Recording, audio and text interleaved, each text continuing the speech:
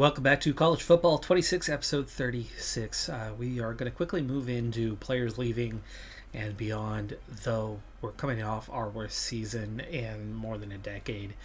Things did not pan out, particularly with an injury to our running back who missed half the season, and we really struggled through that stretch because the backup behind him just did not have the same level of quality. And without a running game, they were able to focus on defending the passing game, and we just did not perform very well. So we ended up 8-5, unranked. We're going to lose a lot of players, I think, and it does appear that way. We're going to lose a lot of guys. We have a projected round 2 draft pick for our sophomore right tackle. Championship contender. That was the one where I'm really worried about losing guys, is we suddenly fell off in those regards. We're going to have to be really choosy, really picky here on who we try to retain, I think. Starting here with Drango would be one to try. We only get 8, and we've at least succeeded on 1. That's good. All right, we've got 4 left. We're going to go after the 4 best players on this one, try to retain them, especially these top 2. There's second success. Skaggs, the quarterback, is staying. That's a big help. He had 4,700 yards and 33 touchdowns. It wasn't a perfect year because he only had 47 yards on the ground on 79 attempts. And that was definitely a problem. And 33 and 10 is not perfect in the year with 10 interceptions. But with a year of development, it's going to help. 2 successes to stay will help us out a little bit, but we're definitely losing some key guys. And then going into the graduating class, our center is projected to go in round 3. He's a 93 overall. We got an 88 free safety. We've got an 88 kicker and an 88 middle linebacker. But otherwise, actually, this graduating class was not as great as years past. There's multiple reasons why we were only a 91 overall this year, and definitely part of it was bit of a weak senior class this time around, which helps a little bit. That means the guys we're losing, it's not hurting us quite as much. Cage, Burden, Obi, that's 3 pretty big losses, but not as bad as I feared. So only 3 players end up being drafted this year. Cage, round 2, Irvin, round 3, and Breda, round 6. Now with a half-star less and lower coach prestige, lower championship contender ratings, it's going to be harder to finish off this class. But the good news is we were so far ahead of the curve with a lot of good recruits already established. I mean, that's 15 guys already signed. I did lose a couple down the stretch here. We had that bad finish to the season as well. So Pitt, Ole Miss, we lose out on those 2 guys, but we're looking good for a signature for potentially all 3 of them. We do have Brandon here, our first 3-star guy. That's recruit number 16 already signed. And there's really only a few 3-stars in here. It's almost all 4-stars of the 26 we are now actively trying to recruit. I think we're going to do pretty okay on replacing the losses. I'm going to head into the final week here, but we've got some recruitments in the first place. High schooler Bernie Vick, 4-star wide receiver. Punter, Aiden Sims. There is no such thing as 4 stars in the kick department, so this was top punter or second punter in the class. Fullback, Derek Cook, same there. No 4-star guys in the position. Center, Fogg. This one is a transfer.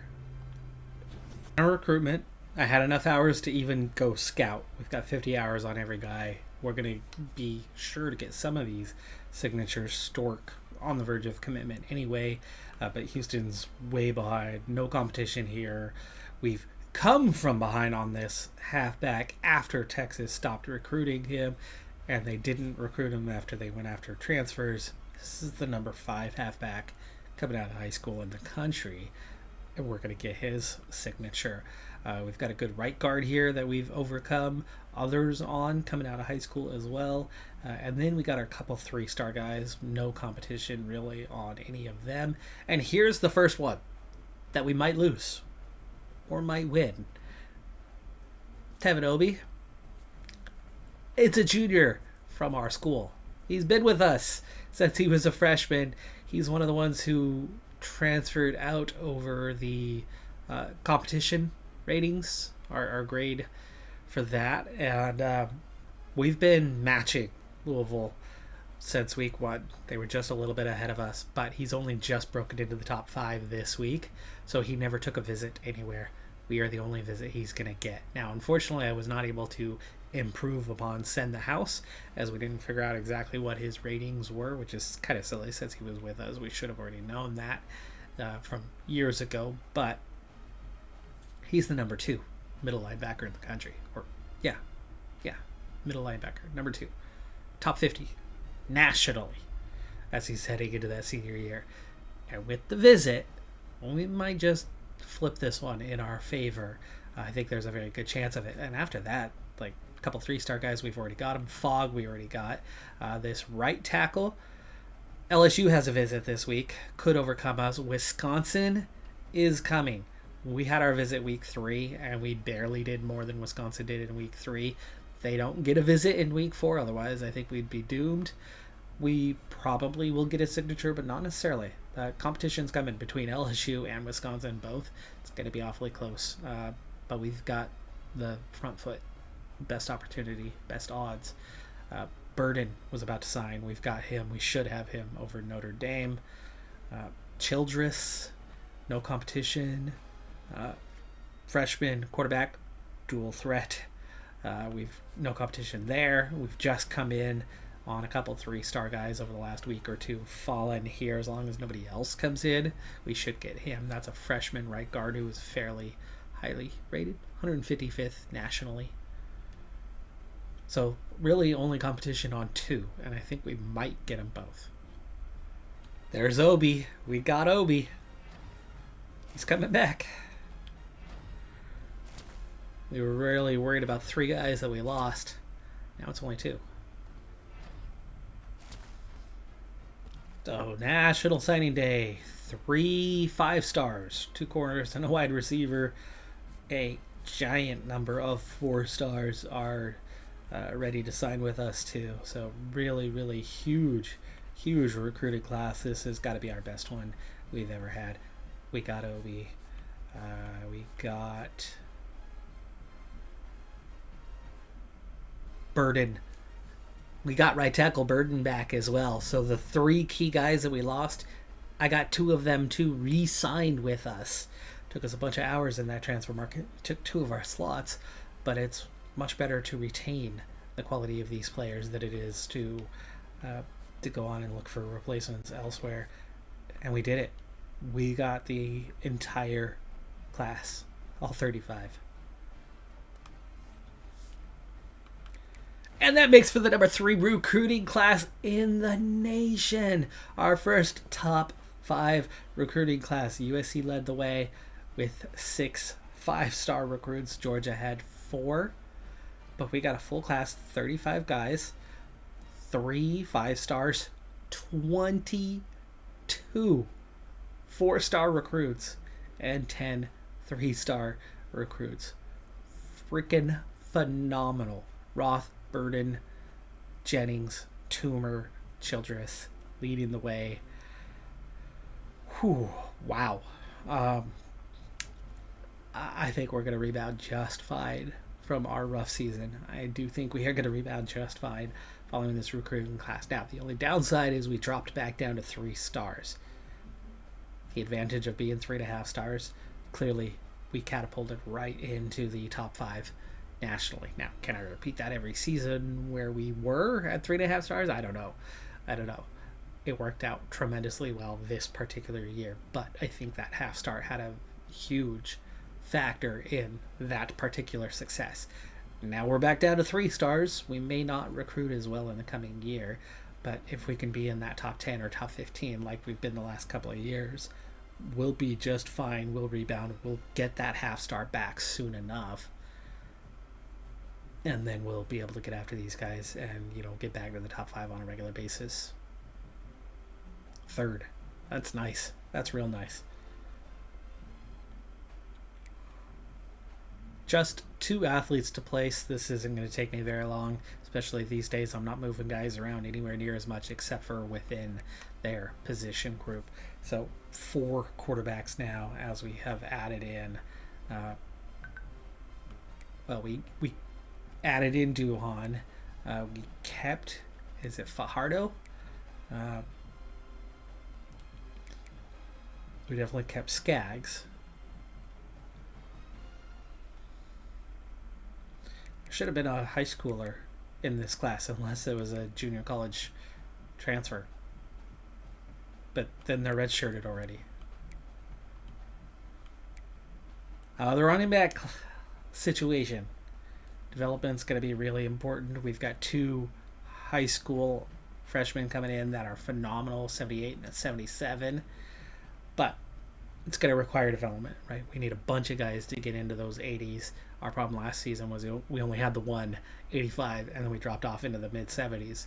We need to get 2, 3, 4 guys into that 80s range this year to have depth and not have the problem we had last season.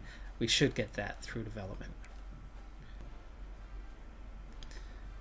So into the development page, and we've got a lot of guys in the 90-plus category this year.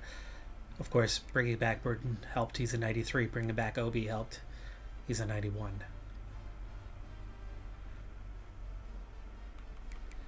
Transferring guys like Childress and Fogg in, they've both developed into 90 overall as well.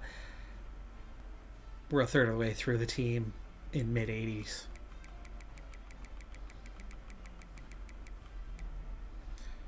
Almost 2/3 of the way through the team, or yeah, I'd say we are 2/3 of the way through the team by the time we hit an 80 overall. 75 brings us down almost to the very, very bottom of the list, where we have a single 69 overall redshirt freshman left edge in Robert Johnson, and then 3 71s that are redshirt freshmen. Do we have a redshirt sophomore? It is a fullback, though. Fullback's a very weak position, and it's much harder to recruit quality from there. They don't improve as much. They don't do as much. And then a 74. So really, we have 4 players. 4 players at the bottom of the roster, and everybody else can play. Everybody else has quality on this whole roster. With a lot of guys, 90 plus, we are going to have a pretty good team again in the coming year. At quarterback, it's a 90 overall in Skaggs. He didn't improve across the board, but he got a lot of plus 2s this year. And in, on time and step up, a couple development factors for the physical. And then behind him, you already got a couple guys in the 80 plus, and at least one of them, I would assume Teague, which is the worrying one because he's the pocket passer. Duhan's the dual threat, who I would have liked to have seen develop more. They're going to have concerns regarding playing time. Skaggs is a senior, so at least one of them is going to feel confident that they are taking over the starting job next year. But I have a feeling that that's Teague. Teague is a pocket passer, but in terms of comparison, speed, acceleration, like agility, he can move the ball a bit, but Duhan definitely can move it better. It is definitely a stronger pocket passer. In fact, he's pretty dang good. He can throw under pressure. He can throw on the run. He just can't break a sack very well. That's his big problem. We did get 3 guys to break 80 for running back, but it's still going to be a little bit of a problem position for us. There's no 85. There's just depth, finally, right? 4 guys at 79 or better. There's depth, but we don't exactly have top-end talent. But half of last season was dealt with a guy who was like a 77 as our best. So we should be better overall than last year, but running the ball is still going to be a little bit of a problem. We got a quarterback who's not that mobile. For a pocket passer, he's very mobile, but he's not a dual threat. And with a running back crew that isn't great, a fullback who's a 71 is all we have. I mean, that's going to be a problem. Wide receiving, not a problem though. 4 guys 85 or better. Tight end has a 90. Left tackle has a 93 and a 79 to back him up. We got 3 guys 80 plus at left guard. We got a 90 and an 83 at center. Right guard has an 88, 81. Right tackle has a 95, 82. Left edge, 2 guys 80 plus. Right edge, 2 guys 80 plus. Defensive tackle, 5 guys 80 plus, including an 87. Sam, 2 86s. Mike, 91. Will, a 91 and an 87. Corner has a 90 and multiple guys quality to back them up. We have depth at least, but not necessarily too much top end. Free safety, an 86 and an 89, an 87 at strong and a 79 to back him up. 83 at kicker. Punter has an 81. Yeah, I think we're back on track. I think we're going to have a pretty good rating. It should be a 90 or better for the coming season. And yeah, I was worried about a big rebuilding year after last year's fiasco, but I think we're going to be pretty okay this season. Whoa, they got us as a 96 overall for the coming season. I didn't expect that, matching our best ever overall quality. 3 stars. No preseason ranking after what happened last year, but I'm sure we'll have it soon enough. We have Illinois on the road. They were 2-10 a year ago. FCS West, of course, is easy. SMU, unranked. This was a team competing for national championships regularly in the playoffs just a few years ago in this series. They were 9-4 last year, so similar to us, struggling just a little bit. We're on the road for that. It's not going to be an easy game. They're probably pretty decent. San Jose State on the road. They were 10-4 last year. Did we put them in the Pac-12? Are they a Pac-12 team these days? They might be. As for the conference schedule, Texas San Antonio was one of those teams that upset us last year. We've got Rice on the road late in the season. Even USF is pretty much a 500 team. And then Memphis was a 500 team last year. Traditionally tough. 3 of those 4 on the road. That's not going to be easy. UAB was 9-4 last season. We've got a tough schedule. No Tulane in the regular season, though, and we definitely should be bouncing back to winning a lot of games this year. I do think the combination of our quarterback not being as mobile as we want or need and our running back crew at least offering us depth but not offering us top end talent, we are going to take some losses this season. I do think we can at least bounce back to, like, say, 10-3 this year, but there's some tough games down the stretch, and I do think we will probably take a loss or two there. SMU in the early part of the season could be a loss, and then, nothing again until we get to, like, San Jose State and after, where all 6 games the last half of the season are going to be challenging, and I think we'll probably be 4-2 through that stretch, most likely. 2-0 start, but now we are on the road at SMU.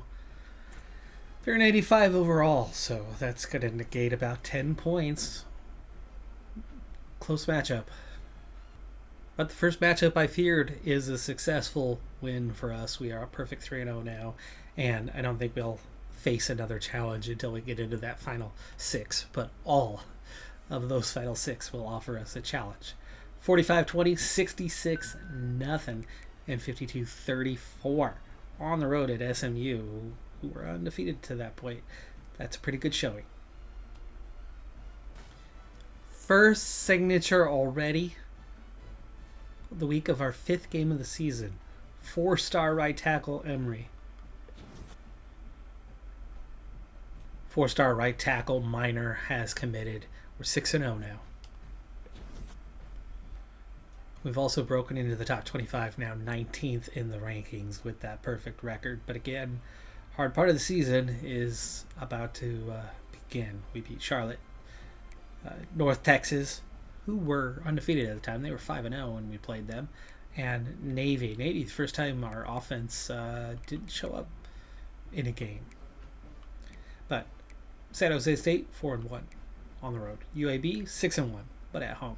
Memphis, just 1-5 this season, but we're on the road still. USF, 3-4 on the road. Rice, just 2-4 on the road. 2-0 in conference though, so they must have had a really tough non-conference schedule potentially. And Texas San Antonio 3-3.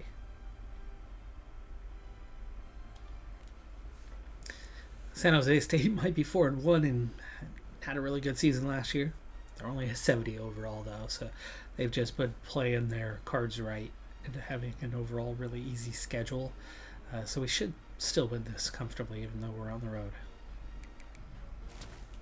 Signature halfback 4-star Freeman. More. Wide receiver Attitude. As we're into this second half, and so far so good at 7-0. Clearly we're trying to rebound for the year, but that doesn't mean that everything's going to go according to plan. I just wanted to check in the conference standings twofold to see how everybody is doing, but to also see just how good all the teams are, and so we can really gauge where we're potentially at for this season. Right now at 7-0, I'm 1 win away from matching last season's win total already. So yeah, we're definitely doing better, but Charlotte's not a threat. Navy's a 72 overall, but 2-6 in conference. Memphis just a 67, really struggling this year. That 2.5-star prestige is slipping away. East Carolina's a 74. Okay, now we're starting to get into some quality with Temple, 4-2 overall, 74 overall. UAB, our next opponent. We're at home for this one. They are 6-1 though, and a 75 overall. Pretty decent squad. Rice, 3 stars, 3-4, 80 overall. 3-0 in conference though. They had a rough non-conference schedule. They probably played a lot of really good opponents. We should be the favorites against them, but that's definitely not a given. Tulsa's decent, 6-1 on the year and a 72 overall. Tulane, currently undefeated, 6th in the nation, but they're only an 89 overall. We actually could contend this year with them. More signatures coming. 5 stars, right tackle Hal. 4-star center Wheeler. Edelman, 4 stars, tight end. Wide receiver Bloom, 4 stars. 4 guys committing. Potentially all 4 of them were here for visits this week, because I did max that out. 14th in the nation, now at 8-0. 4-star Cormier, defensive tackle Science.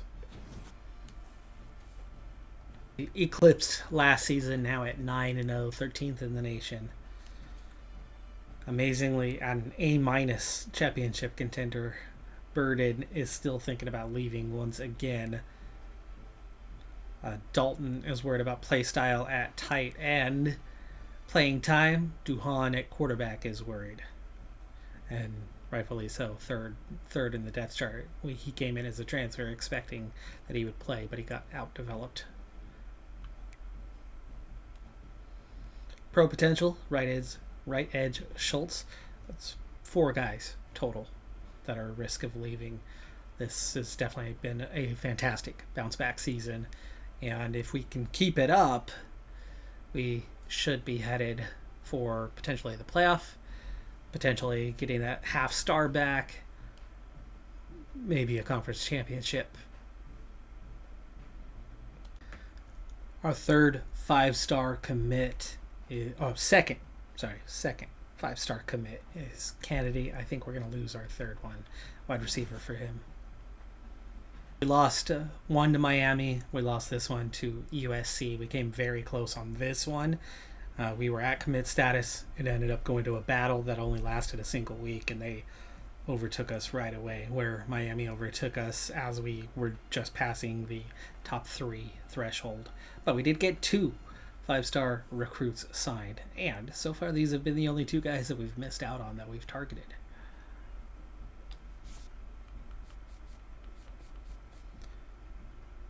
We already have 8 4-star recruits in the class.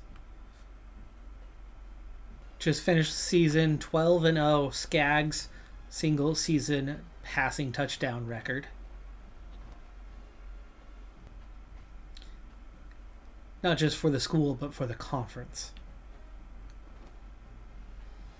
And we are headed for, no surprise, being undefeated, the American Championship against number 5, Tulane. We're going to be on the road, I presume, for this one, assuming they're still sitting at 5. They must be undefeated right now as well, which means we're going to be on the road, which is going to negate most of the advantage we have. It's anybody's game.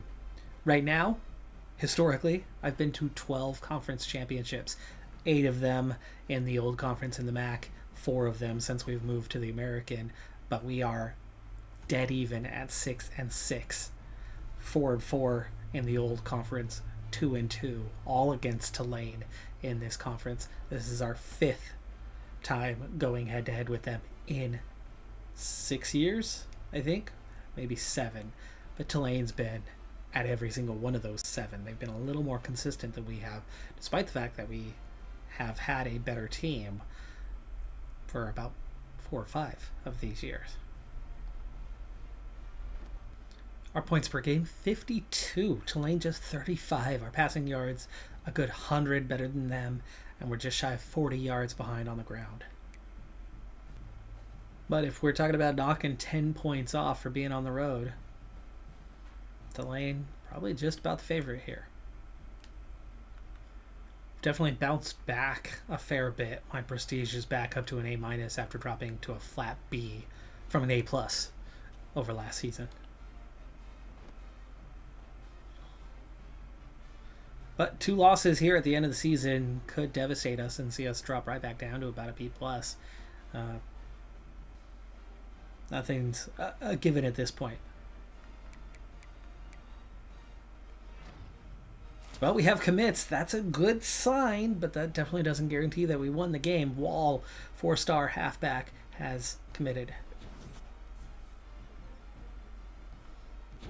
Single season record broken. Receiving yards by Childress.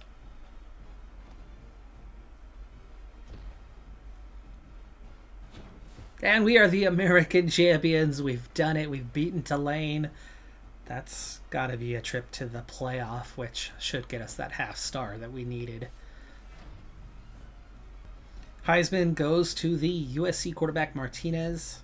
4,500 yards, 43 touchdowns, 70%.